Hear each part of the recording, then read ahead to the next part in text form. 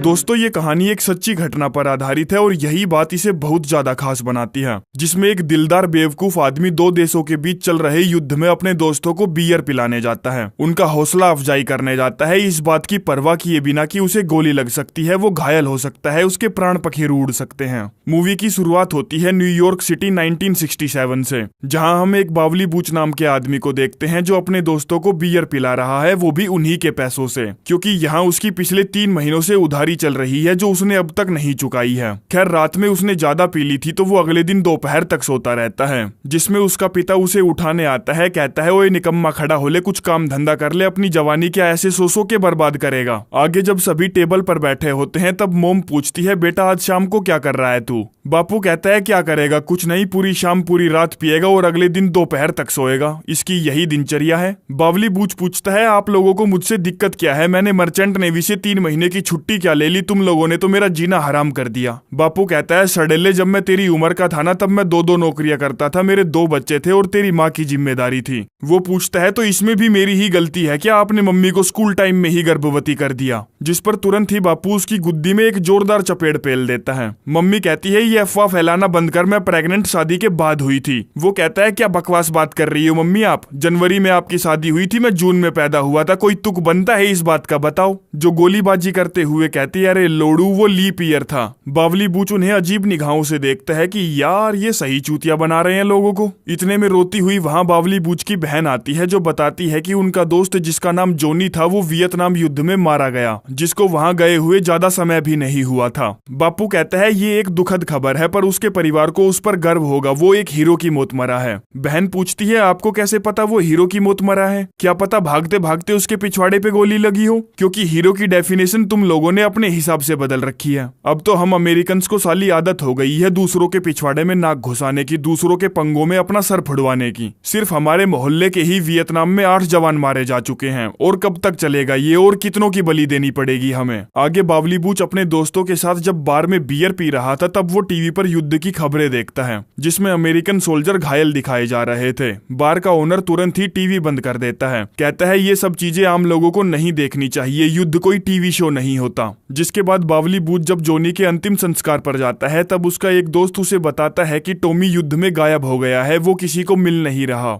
जिस बात से बावली बूच को बहुत दुख होता है क्योंकि टॉमी को इसी ने वियतनाम जाने के लिए मनाया था, जो कि इसका बहुत अच्छा दोस्त था। आगे जब वो अपने दोस्त रेड के साथ घर की तरफ जा रहा था तब वो रास्ते में कुछ प्रदर्शनकारियों को देखते हैं जिनका नारा था तुम वियतनाम में और कितनी औरतों को मारोगे और कितने बच्चों को मारोगे, हमारे जवानों को वापस बुलाओ, दरिंदगी की हद होती है। जिससे बावली बूच को गुस्सा आ जाता है कि साले अपने देश के लोग ही अपने जवानों के खिलाफ हैं। जिस पर एक औरत उसको मोमबत्तियां बुझाने से रोकती है और पूछती है भड़वे तेरी प्रॉब्लम क्या है। वो कहता है भांचो गद्दारो, तुम्हें पता भी है तुम्हारी ये नारेबाजी हमारे सैनिकों को कितना नुकसान पहुंचाती है। तभी वो वहां नारेबाजी करते हुए अपनी बहन को देखता है, पूछता है तू यहाँ क्या कर रही है, चल यहाँ से, ये लोग शहीद होने वाले जवानों की शहादत पर कलंक लगा रहे हैं। बहन कहती है अपने देश के जवानों को किसी और की लड़ाई से घर वापस लाने की कोशिश करना शहादत पर कलंक लगाना नहीं होता। हकीकत बात तो यह है हमारे देश को वहां होना ही नहीं चाहिए। मैं इस प्रदर्शन में तब तक आती रहूंगी जब तक युद्ध खत्म नहीं हो जाता, और आखिरकार मैं कुछ कर तो रही हूँ, तू क्या कर रहा है अपना बताना।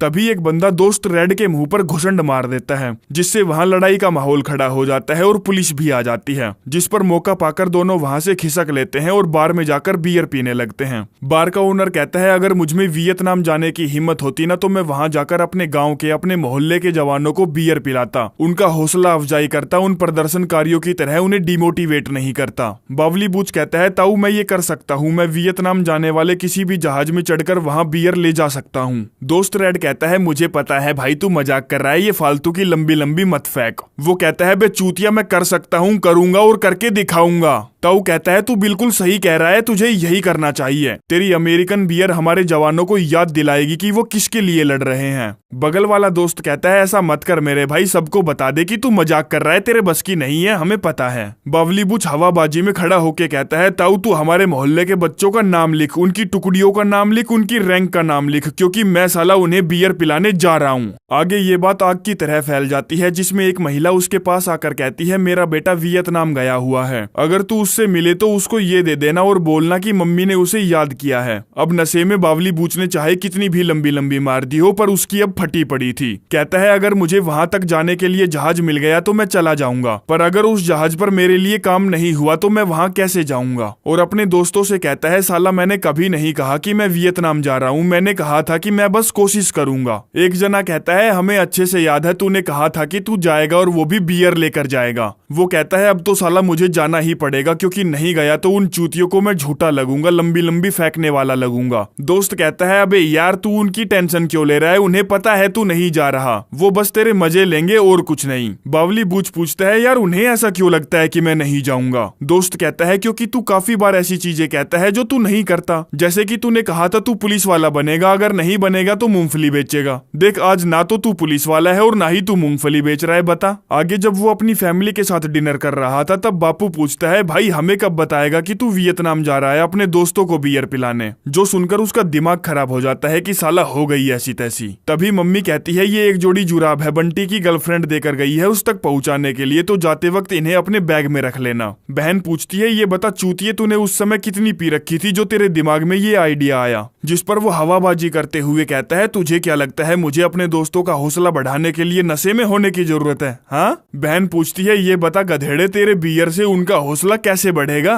बापू कहता है बेटी तू इतनी टेंशन क्यों ले रही है, मुझे पता है ये कहीं नहीं जाने वाला, देख लियो कल दोपहर तक ये यहीं सोता हुआ मिलेगा। तभी कोई दरवाजा खटखटाता है, वो दरवाजा खोलता है तो सामने टोमी की मम्मी खड़ी थी। वही टोमी जो वियतनाम युद्ध में गायब हो गया था और किसी को मिल नहीं रहा था। कहती है तू वहां जा रहा है तो मेरे बेटे को ढूंढना और उसे ये लॉकेट दे देना। बावली बूच कहता है नहीं वो यहाँ आएगा तब उसे आप खुद ही दे देना। लेकिन आंटी उसकी एक नहीं सुनती और जबरदस्ती लॉकेट उसके हाथ में थमा कर निकल लेती है। अगले दिन वो झूठ मूठ में मर्चेंट नेवी वालों के ऑफिस जाता है ताकि किसी तरह उसका वियतनाम जाना कैंसिल हो जाए। पूछता है अंकल जी ये बताओ क्या कोई कार्गो शिप वियतनाम की तरफ जा रहा है? अब उसकी किस्मत खराब थी तो ताऊ कहता है हाँ 3 घंटे में एक कार्गो शिप बंदरगाह से निकलेगा जो तुम्हें 2 महीनों के अंदर वहां तक पहुंचा देगा। अच्छा अंकल वैसे मुझे नहीं लगता कि उन्हें इंजन रूम में किसी ऑयलर की जरूरत होगी। ताऊ अपने पन्ने पलटता है और कहता है तेरी किस्मत बहुत अच्छी है, उन्हें एक ऑयलर की जरूरत है। जिस पर बावली बूच मन ही मन अफसोस करता है कि ये भांचो मरवा के मानेंगे, मेरी छाती में गोली कड़वा के मानेंगे। खैर वो 4 पेटी बियर एक बैग में डालता है और जैसे ही निकलने वाला होता है बहन दौड़ती हुई आती है, कहती है चूतिए ऐसी बेवकूफी मत कर तू मारा जाएगा। वो कहता है तब की तब देखी जाएगी और टैक्सी में बैठ के निकल लेता है। जिसके बाद जल्द ही 2 महीने गुजर जाते हैं और वो वियतनाम के बंदरगाह पर पहुंच जाता है, जहां वो अपने कैप्टन से कहता है मालिक मुझे यहाँ 3 दिनों के लिए कुछ काम है, प्लीज छुट्टी दे दो। कैप्टन कहता है ठीक है अगर तू लेट हुआ तो ये जहाज तेरे बिना ही यहाँ से चला जाएगा, ये याद रखियो। जिसके बाद वो अपने बियर का बैग लेकर फटाफट अपने दोस्तों को बियर पिलाने निकल पड़ता है। लेकिन तभी उसे कुछ आर्मी वाले दिखते हैं जिनकी वर्दी उसके दोस्त कोलिन की वर्दी से मैच हो रही थी, तो वो उनसे पूछताछ करता है। जवान कहते हैं हम तेरे दोस्त को जानते हैं, ये बता तुझे उससे क्यों मिलना है? वो कहता है मैं न्यूयॉर्क से यहाँ उनके लिए बियर लेकर आया हूँ। जो जवाब उन जवानों को कुछ खास पसंद नहीं आता क्योंकि कोई बिजली गिंड बेवकूफ भी ये नहीं कर सकता।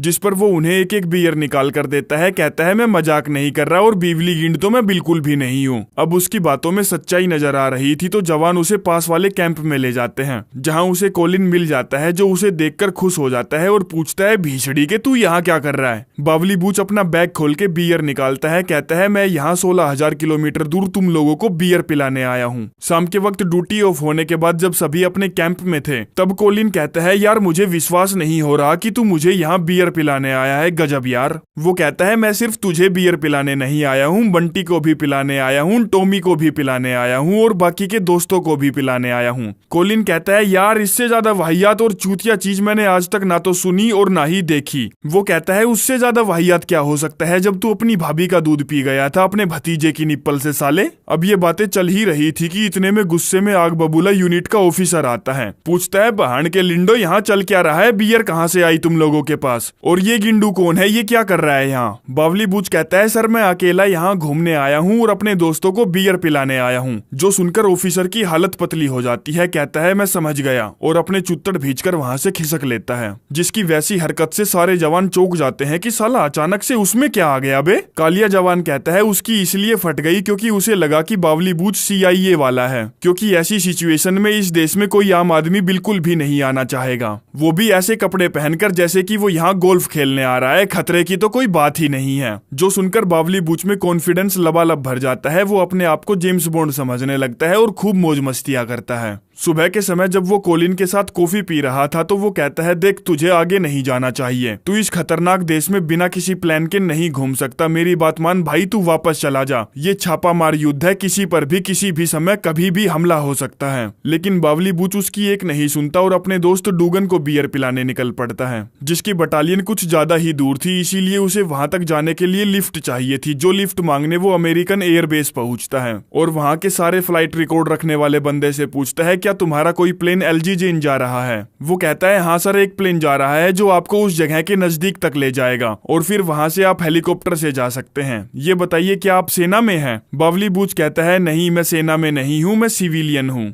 वो कहता है, फिर तो सर आपको मेरे कैप्टन से परमिशन लेनी होगी। बावली बूच कहता है, ठीक है, बुला कर ला तो उस चूतिए को यहाँ। जिससे वो डर जाता है तो फटाफट अपने कैप्टन को बुला कर लाता है, जो उससे पूछता है, क्या तू सिविलियन है? वो कहता है, हाँ तेरे लिए तो मैं सिविलियन ही हूँ। जो सुनकर कैप्टन की फट जाती है तो कहता है, अरे यार तो तू उन लोगों में से है, और अपने चेले से कहता है, चूतिए फटाफट सर का नाम लिस्ट में डाल, वरना तू कहीं भी कुछ भी डालने लायक नहीं रहेगा। आगे जिस प्लेन से उसे जाना था उसमें से पहले मरे हुए सैनिकों का शव निकाला जाता है और फिर जिन सैनिकों को वहां भेजा जा रहा था उनके साथ बैठकर वो आधे पौने घंटे में LG जेन के नजदीकी एयरपोर्ट पर लैंड होता है, जहां एक ल्यूटिनेंट उसकी चमचागिरी करने के लिए कैप्टन के आदेश पर पहले से ही वहां खड़ा था। कहता है, सर दिक्कत मत लीजिए, LG जेन तक जाने के लिए 1 घंटे में मैं आपके लिए हेलीकॉप्टर तैयार करवा दूंगा। अब बावली बूच को भूख लगी थी तो ल्यूटिनेंट पहले उसे कुछ खिलाने ले जाता है और पूछता है, सर ये बताइए आप लोग क्या प्लान कर रहे हो? चिंता मत कीजिए, हम किसी को कुछ नहीं बताएंगे, आप हम दोनों पर भरोसा कर सकते हो। दोस्त कहता है, अबे चूतिए, एक अच्छा CIA एजेंट कभी भी किसी को अपना प्लान नहीं बताता, तो चुपचाप उन्हें खाना खाने दे। वो पूछता है, सर ज्यादा नहीं तो बस थोड़ा सा हिंट दे दो, बिना बताए कुछ बता दो, हम समझ जाएंगे। बावली बूच कहता है, देखो तुम्हें हिंट चाहिए ना तो सुनो, मैं यहाँ अपने दोस्तों को बियर पिलाने आया हूँ, अब तुम्हें जो समझना है वो समझ लो। जो सुनकर उन दोनों की हवा निकल जाती है कि यार तबाही मचने वाली है, तबाही, और उसे हेलीकॉप्टर तक छोड़ने जाता है। कहता है, सबकी ले लेना सर, छोड़ना मत किसी को, तहस नहस कर देना सब कुछ। वो कहता है, तू टेंशन मत ले, मैं सबकी झुका के अवश्य मारूंगा, और हेलीकॉप्टर में बैठ के निकल लेता है, जहाँ से वो अगली 15-20 मिनट में वहां पहुंच भी जाता है और उस टुकड़ी के सार्जेंट से पूछता है, सरकार क्या आपको सिपाही डूगन का कोई अता पता ठिकाना पता है? वो कहता है, हाँ ला फटाफट अपना ऑर्डर दिखा या अपने पेपर दिखा। बावली बूच कहता है, मेरे पास कुछ नहीं है। सार्जेंट कहता है, ना तेरे पास ऑर्डर है ना तेरे पास पेपर है, तू खुफिया मिशन पर है क्या? जिस पर वो अपने कंधे उचका देता है कि ना पतो। सार्जेंट कहता है, अरे यार तुम लोग हमेशा मेरे साथ ऐसा ही करते हो, कभी कुछ नहीं बताते, और उसे अपनी चौकी में ले जाता है, जहां वो अपने सहायक से कहता है, कॉल करके फटाफट सिपाही डूगन को यहाँ बुला। जो बेचारा युद्ध के मैदान से गोलियों से बाल बाल बचता हुआ जैसे तैसे करके चौकी पर पहुंचता है, जहां उसे सरप्राइज देते हुए हाथ में बियर लेकर बावली बूच मिलता है, जिसको वो जोर का धक्का मारकर कहता है, बहान के लिमंड चूतिया आदमी, तू यहाँ क्या कर रहा है? तुझे पता भी है तेरी वजह से मैं अभी मरता मरता बचा हूँ। सार्जेंट डूगन से पूछता है, ये गांडू सिविलियन है क्या? इस चूतिये में दिमाग की कमी है क्या?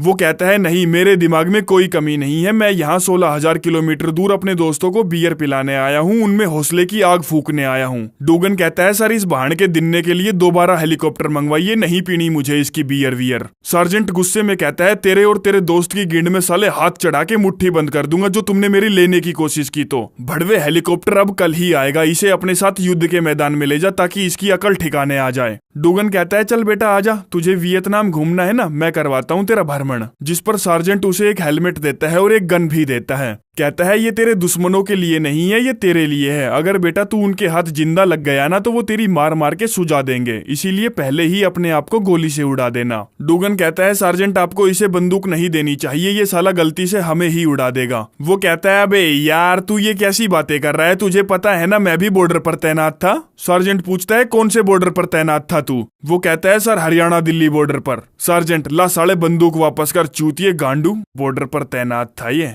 आगे डूगन उसे गोलियों के बीच से भगाता हुआ अपने खड्डे तक ले जाने लगता है, जिसमें गोलियां उनके इतने करीब से निकल रही थी कि बावली बूच की पैंट हरी पीली होने में बस थोड़ी सी ही कसर बाकी थी। जिस खड्डे से गोलियां चलाते चलाते उन्हें दोपहर से रात हो जाती है, पर मजाल क्या किसी ने भी 2 मिनट का रेस्ट भी लिया हो। एक सिपाही पूछता है ये चूतिया कौन है बिना वर्दी के? डूगन बताता है ये मेरा दोस्त है जो यहाँ 16,000 किलोमीटर दूर मुझे बियर पिलाने आया है। जो सुनकर सिपाहियों का हौसला बढ़ जाता है कि ये साला 14 सिविलियन हमें यहाँ बियर पिलाने आ सकता है, तो हम दुश्मनों की मार नहीं सकते क्या? आगे सिपाही जब थक जाते हैं तो बावली बूच उन्हें बियर पिलाता है, जिससे वो कहते हैं मजा आ गया भाई, जान डाल दी तूने। डूगन बताता है बंटी मर गया, मुझे कुछ दिनों पहले ही पता चला। बावली बूच दुखी मन से पूछता है और टॉमी की कोई खबर मिली क्या, जो काफी दिनों पहले गायब हो गया था? डूगन कहता है नहीं, और थोड़ी देर बाद बारिश शुरू हो जाती है, पर मजाल क्या कोई भी अपनी जगह से थोड़ा सा भी हिला हो। आगे जल्द ही सुबह भी हो जाती है, जिसमें डूगन के सारे दोस्त बावली बूच के साथ फोटो खिंचवाते हैं कि यार ये भी एक याद ही रहेगी कि गोलीबारी के बीच में हमें किसी ने बियर पिलाई थी।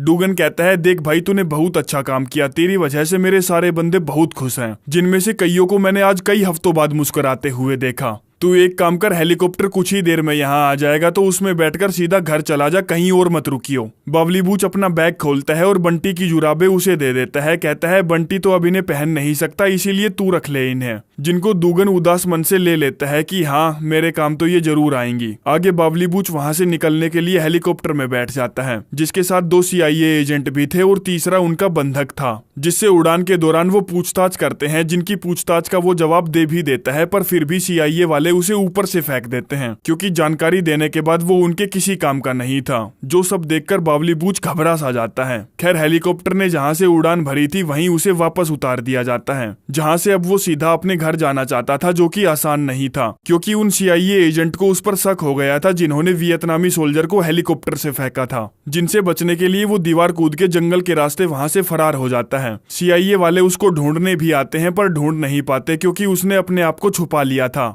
आगे बावली बूच भागता रहता है और सिर्फ भागता रहता है जब तक कि वो थक नहीं जाता। एक जगह जब हाथी उसका जंगल में रास्ता काट रहे थे, तब पीछे से एक जीप आती है, जिसमें उसका पुराना दोस्त कैल्विन बैठा था, जो उसे पहचान जाता है, जिसको बावली बूच अपनी पूरी कहानी बताता है और कहता है CIA एजेंट मेरी बुंड फाड़ने के पीछे पड़े हैं, इसलिए मुझे यहाँ से निकाल मेरे भाई। कैल्विन उसे अपनी गाड़ी में पटकता है और अपने बेस तक ले जाता है, जहाँ से वो उसे हेलीकॉप्टर में बैठाकर रवाना कर देता है, जिसमें वो कैल्विन को एक बियर फेंक के देता है। खैर ये हेलीकॉप्टर उसे बंदरगाह से थोड़ी दूरी पर उतार देता है, जहां से लिफ्ट लेकर वो वहां पहुंचता है तो पाता है कि उसका शिप उसे छोड़कर जा चुका है, क्योंकि उसके अंदर गोला बारूद भरा था, इसीलिए उसको एक जगह ज्यादा देर तक रोककर नहीं रखा जा सकता था। बावली बूच वहां से अमेरिकन एम्बेसी पहुंचता है ताकि किसी तरह से वो लोग उसको इस बर्बाद होते देश से निकाल सके। काउंटर वाली कहती है जाने से पहले शिप का कैप्टन तेरे लिए एक मैसेज छोड़कर गया था, जिसमें वो तुझे मनीला नाम के पोर्ट से पिक कर लेंगे, जिसको मनीला तक पहुंचाने के लिए काउंटर वाली उसके लिए लिफ्ट का इंतजाम भी कर देती है, जो लिफ्ट उसे कल मिलेगी। शाम के वक्त बावली बूच एक बार में पैग मारने जाता है, जहां बैठे रिपोर्टर आपस में सीज फायर की बात कर रहे थे।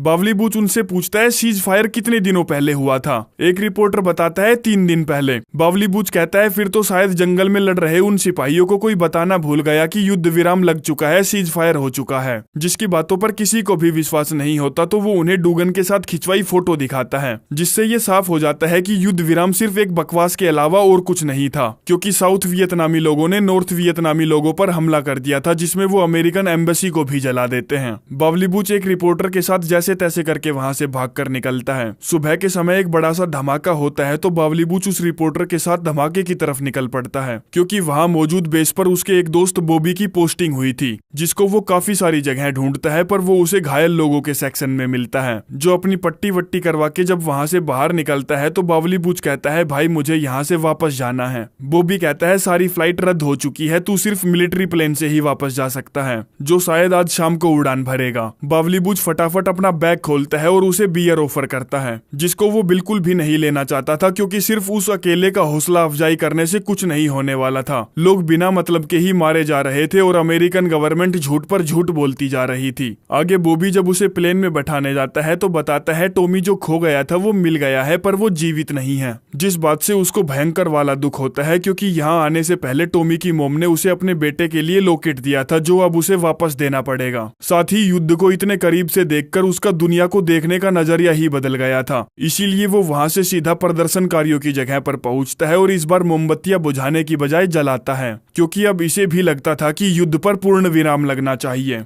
तभी उसकी बहन जो वहीं पर थी उसके साथ आकर बैठती है, जिसको वो अपनी आखिरी बची बियर देता है, क्योंकि एक लड़ाई वो भी लड़ रही थी जवानों को जिंदा वापस लाने की। आगे अपने जिन जिन दोस्तों को वो बियर पिलाने गया था वो सभी किस्मत अच्छी होने की वजह से वापस लौट आते हैं और अभी फिलहाल में ऐसे दिखते हैं। और ये है वो ओरिजिनल फोटो जो उसने डूगन के साथ खिंचवाई थी। अब मेरे हिसाब से काफी सारे भाइयों के मन में ये सवाल होगा कि अमेरिका को साला वियतनाम से ऐसा क्या चाहिए था जो उसने वहां लड़ाई छेड़ दी, जिसका जवाब सारी दुनिया आपको घुमा घुमा के ऐसे देगी कि आपका दिमाग घूम जाएगा। पर मेरे हिसाब से बात बिल्कुल सिंपल थी। वियतनाम एक कम्युनिस्ट देश बनना चाहता था, जिससे किसी को कोई प्रॉब्लम नहीं थी, बस अमेरिका को छोड़कर, क्योंकि उसे अपने हथियार बेचकर पैसे जो कमाने थे, ये बोलकर कि हमें कम्युनिज्म से नफरत है। अरे इतनी ही नफरत करने वाले हो तो नॉर्थ कोरिया और चाइना में भी भेजो ना एक बार अपनी सेना को, पता चल जाए तुम्हारी औकात क्या है। खैर, वियतनाम में बिना मतलब की लड़ाई 20 सालों तक चली, जिसके अंत में अमेरिका अपने 58,000 सिपाहियों को खोने के बाद हार मान लेता है और बेइज्जती से बचने के लिए शांति समझौता कर लेता है, जिसमें जैसे ही वो वियतनाम छोड़ता है कुछ ही दिनों में वो वापस से कम्युनिस्ट देश बन जाता है। बताओ क्या रोक लिया भाई उन्होंने। ऐसे ही बिना मतलब में वो अफगानिस्तान गया था और मुंह की खा के आया था, बल्ले चूस के आया था, साथ में $3 ट्रिलियन